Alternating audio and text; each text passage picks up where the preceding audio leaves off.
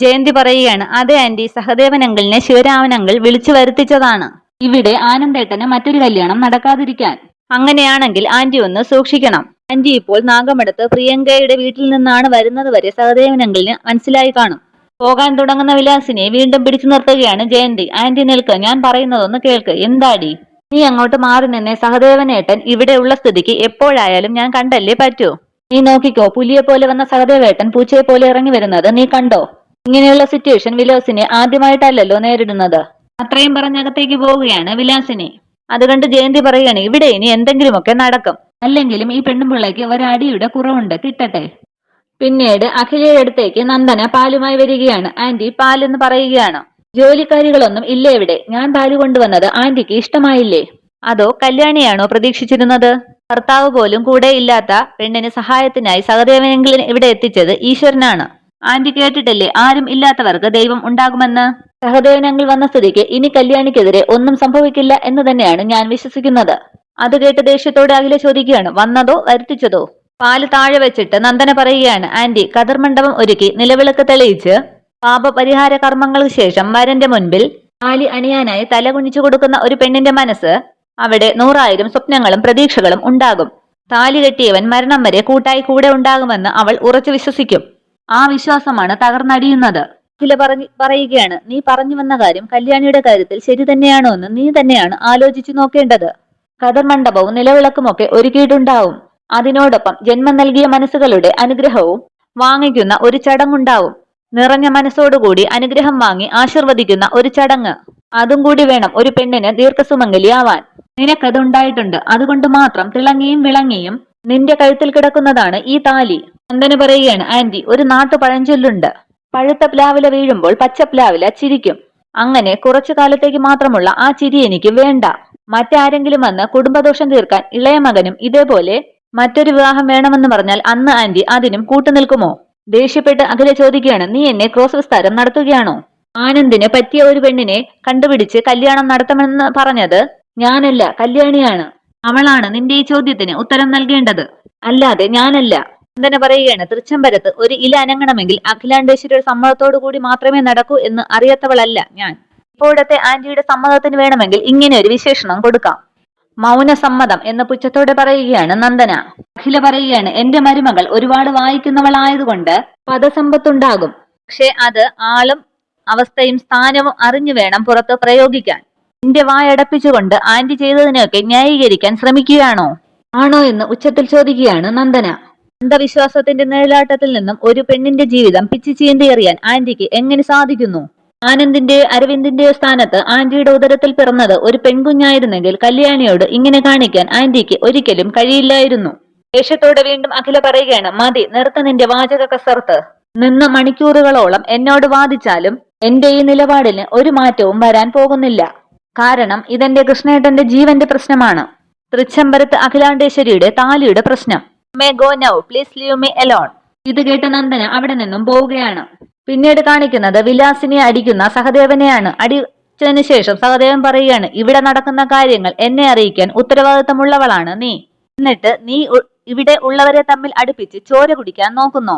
സഹദേവേട്ട, ഞാനെന്ന് കരഞ്ഞുകൊണ്ട് വിലാസിനി പറയുമ്പോൾ സഹദേവൻ പറയുകയാണ്, നിർത്ത്. ആനന്ദിന്റെ ജീവിതത്തിൽ നിന്നും എങ്ങനെയെങ്കിലും ആ പാവം കല്യാണിയെ ഒഴിവാക്കണം. അത് പണ്ടേ ഉള്ള നിന്റെ ആഗ്രഹമാണെന്ന് എനിക്ക് നന്നായിട്ട് അറിയാം. അതിനുവേണ്ടി നീ കാണിച്ച തരം താഴ്ന്ന കളികളൊക്കെ ഞാൻ അറിഞ്ഞിട്ടില്ല എന്ന് നീ കരുതരുത്. നമുക്ക് കുട്ടികളായി പോയതിന്റെ പേരിലാണ് നിന്നോട് ഞാൻ ഓരോ തവണയും ക്ഷമിച്ചത്. തൃച്ചംബരത്തിന്റെ പാരമ്പര്യത്തിനും പ്രൗഢിക്കും യോഗ്യതയുള്ള ഒരു പെണ്ണല്ല കല്യാണി എന്നോർത്തിട്ടാണ് നീ ആനന്ദിന് വേറെ പെണ്ണ് ആലോചിക്കുന്നത് എങ്കിൽ ആദ്യം മറ്റൊരു പെണ്ണ് കിട്ടേണ്ടത് ഞാനായിരുന്നു. സമ്പത്ത് കൊണ്ടും പ്രൗഢി കൊണ്ടും കുലമഹിമ കൊണ്ടും തൃച്ചംബരത്തിന് ഒട്ടും ചേരാത്ത ആദ്യത്തെ പെണ്ണ് അത് നീയാണെന്ന് വിലാസിനിയെ നോക്കി പറയുകയാണ് സഹദേവൻ. കല്യാണിക്ക് മനസ്സുകൊണ്ടെങ്കിലും തൃച്ചംബരത്തിന്റെ പ്രൗഢി ഉയർത്തിപ്പിടിക്കാനാകുന്നുണ്ട്. നിനക്ക് അതുപോലും പറ്റിയിട്ടില്ല. ഒരു കുടുംബം തകർന്നു പോകുമ്പോൾ അവള് എന്നും പറഞ്ഞ് വീണ്ടും വിലാസിനെ അടിക്കാനൊരുങ്ങിയാണ് സഹദേവൻ. അന്നേരം വിലാസിനി 2 കൈ കൊണ്ടും കവളുകൾ പൊത്തുകയാണ്. എന്നിട്ട് പറയുകയാണ്, സഹദേവേട്ടാന്ന് വിളിക്കുമ്പോൾ വീണ്ടും സഹദേവൻ പറയുകയാണ്, മതി, നീയും 2 കുഞ്ഞുങ്ങളെ പ്രസവിച്ചതല്ലേ? നിനക്കുമില്ലേ കല്യാണ പ്രായമെത്തിയ ഒരു മകള്? നമ്മുടെ മകൾക്കാണ് ഈ ഗതി വന്നിരുന്നതെങ്കിലോ നീ ഗാലറിയിലിരുന്ന് കൈയടിക്കുമായിരുന്നു. അതെങ്ങനാ? മകളുടെ സുഖവിവരം അറിയാൻ പോലും നിനക്ക് സമയമില്ലല്ലോ. മകള് പറഞ്ഞു എപ്പോൾ വിളിച്ചാലും നിന്റെ ഫോൺ ബിസിയാണെന്ന്. ഞാൻ ദിവസവും 2 പ്രാവശ്യം അവരെ വിളിക്കാറുണ്ട്. പോകുമ്പോൾ അവരെ കണ്ടിട്ടേ പോകാറുമുള്ളൂ. സഹദേവേട്ടന്റെ ഈ പറച്ചിൽ കേട്ടാൽ ഞാനാ ആനന്ദിന് പുതിയ കല്യാണം ഉറപ്പിച്ചത് എന്ന് തോന്നുമല്ലോ. ഈ തൃച്ചംബരത്ത് ഞാനും ഒരു മരുമകളായി കയറി വന്നവളാണ്. പക്ഷേ ഇന്ന് വരെ ഒരു തീരുമാനം എടുക്കാനുള്ള ഒരു അധികാരവും എനിക്ക് കിട്ടിയിട്ടില്ല. വെറും ഒരു ബന്ധക്കാരന്റെ സ്ഥാനം മാത്രമാണ് തൃച്ചംബരത്ത് സഹദേവന്റെ ഭാര്യയ്ക്ക് ഇവിടെ ഉള്ളത്. ഒരർത്ഥത്തിൽ പറഞ്ഞാൽ ശബ്ദം പോലും ഉയർത്താൻ പറ്റില്ലാത്ത ഒരു ബാല്യക്കാരിയെ പോലെ. തൃച്ചംബരത്ത് സഹദേവന്റെ ഭാര്യയ്ക്ക് എന്ത് അധികാരമാണ് ഇവിടെ കൽപ്പിച്ചു തന്നിട്ടുള്ളത്? ഓഹോ, അതിന്റെ കുറവ് കൂടിയേ ഉള്ളൂ. നിനക്ക് അധികാരം തന്നാൽ ഇതിനകം തൃച്ചംബരം തറവാട് ലേലത്തിൽ വച്ചേനെ. സർക്കാർ എന്ന് പറയുകയാണ് സഹദേവൻ. നീയൊക്കെ ഇനി എത്ര തലകുത്തി നിന്ന് ശ്രമിച്ചാലും ആനന്ദിന് മറ്റൊരു കല്യാണം നടക്കില്ല, നടക്കാൻ സമ്മതിക്കില്ല, നീ ഓർത്തോ. അതിനുശേഷം സഹദേവൻ അവിടെ നിന്നും പോവുകയാണ്. സഹദേവൻ പോയ ശേഷം കവൾ തടവിക്കൊണ്ട് വിലാസിനി പറയുകയാണ്, എന്നെ അടിച്ചു അല്ലേ? എന്നാൽ കേട്ടോ, എന്ത് വില കൊടുത്തും ഈ വിലാസിനി ഈ കല്യാണം നടത്തും.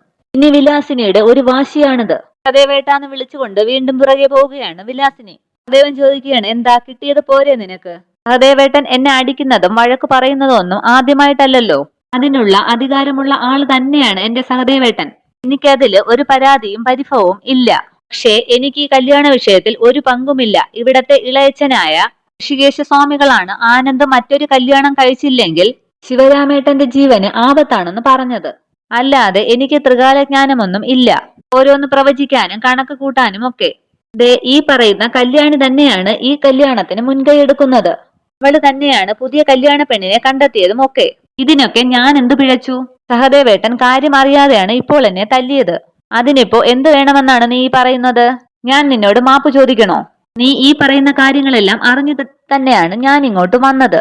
ഇപ്പോൾ നീ ഈ പറഞ്ഞ കാര്യങ്ങൾ ഇതുവരെ എന്നെ വിളിച്ച് അറിയിക്കാഞ്ഞതിലാണ് ഞാൻ നിന്നെ തല്ലിയത്. ഈ കുടുംബത്തിൽ നടക്കുന്ന കാര്യങ്ങൾ എന്റെ ഭാര്യയായ നീ അല്ലാതെ മറ്റൊരാൾ പറഞ്ഞല്ല ഞാൻ അറിയേണ്ടത്. തെറ്റായ തീരുമാനങ്ങളാണ് നടക്കാൻ പോകുന്നത് അറിയുമ്പോൾ അതിനെ നേർവഴിക്ക് തിരിച്ചുവിടേണ്ടത് നീയല്ലേ, അല്ലാതെ അതിന് വെള്ളവും വളവും ഒഴിച്ചു കൊടുക്കുകയല്ല വേണ്ടത്. അയ്യോ, ഞാനൊന്നിനും വളം വെച്ച് കൊടുത്തിട്ടില്ല. അഖിലേച്ചിക്കും ശിവരാമേട്ടനും ആപത്തൊന്നും വരരുതെന്നേ ഞാൻ ആഗ്രഹിച്ചിട്ടുള്ളൂ. ആ ഋഷികേശ സ്വാമികൾ ഒരു കാര്യം പ്രവചിച്ചാൽ അത് അച്ചിട്ടമാണ്. അതുകൊണ്ട് ഞാൻ പിന്നെ അങ്ങനെയൊക്കെ എന്ന് പറയുമ്പോൾ സഹദേവൻ പറയുകയാണ്, വേണ്ട വേണ്ട, കൂടുതൽ വിശദീകരിച്ച് സ്വയം ന്യായീകരിക്കാൻ ശ്രമിക്കണ്ട.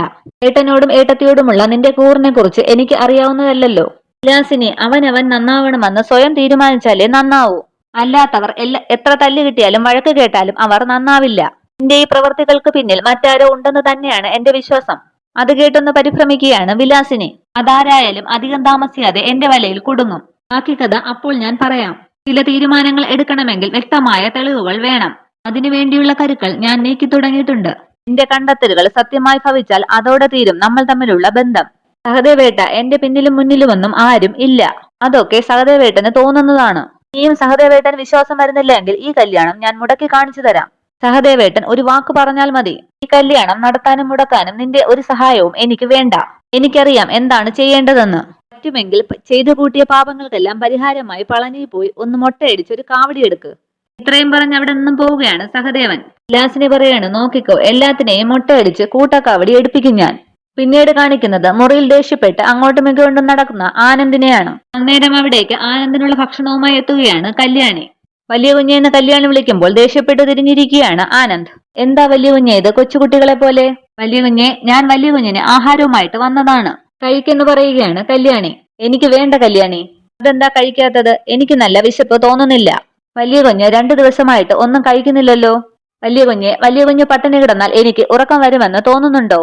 ഞാൻ തന്നാൽ വലിയ കുഞ്ഞ് കഴിക്കില്ലേ? ഇനി എത്ര നാൾ കല്യാണി എന്ന് സങ്കടത്തോടെ ചോദിക്കുകയാണ് ആനന്ദ്. ഒന്നും മിണ്ടാതെ നിൽക്കുന്ന കല്യാണി നോക്കി ആനന്ദ് വീണ്ടും ചോദിക്കുകയാണ്, ചോദിച്ചത് കേട്ടില്ലേ? എന്താ ഉത്തരമില്ലേ?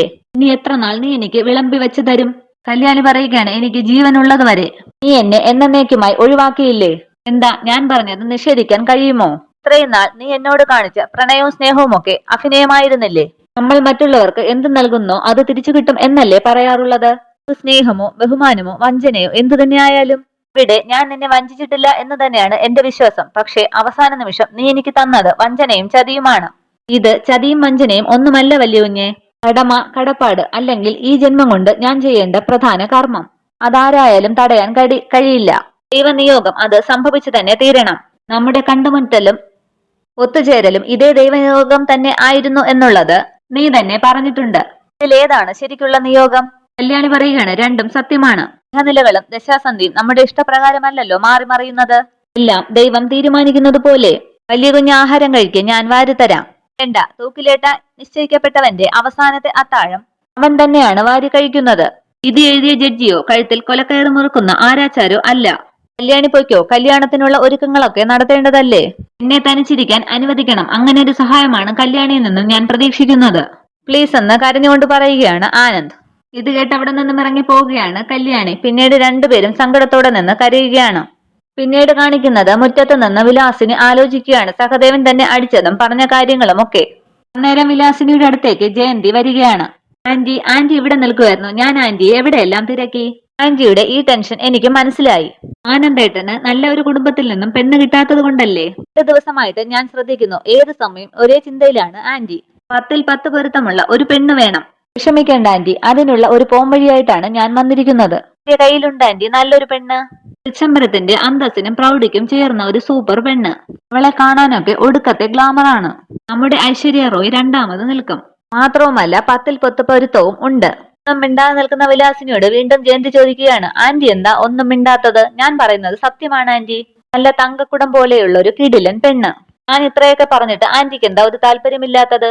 അപ്പോൾ വിലാസിനി ചോദിക്കുകയാണ്, ഏത് തറവാട്ടിലെയാണ്? എന്ത് വിദ്യാഭ്യാസമുണ്ട്? ഏത് സ്ഥലക്കാരിയാണ്? അപ്പോൾ ജയന്തി പറയുകയാണ്, തോട്ടിങ്കര പാലത്തിന്റെ അടിയിൽ. എന്താ വീട്ടുപേര്? ഊളംകുഴി തെക്കേതിൽ. അത് കേട്ട് ഒന്ന് ആലോചിച്ച് നിൽക്കുകയാണ് വിലാസിനി. ഇത്രയുമാണ് ഇന്നത്തെ എപ്പിസോഡ് വിശേഷങ്ങൾ. Okay, thank you.